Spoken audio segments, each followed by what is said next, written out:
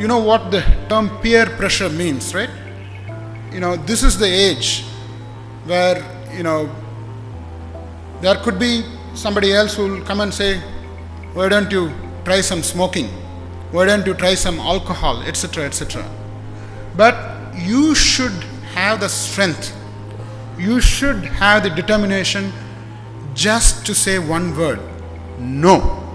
N-O, no. No means no. You should have the courage to stand up and say no to all these bad habits. This is the age of curiosity. You might think, what's the big deal? Let me just make one puff. What's the big deal? No. Right? Many of the children, when they start learning to speak, they just say no. Put it to positive use here.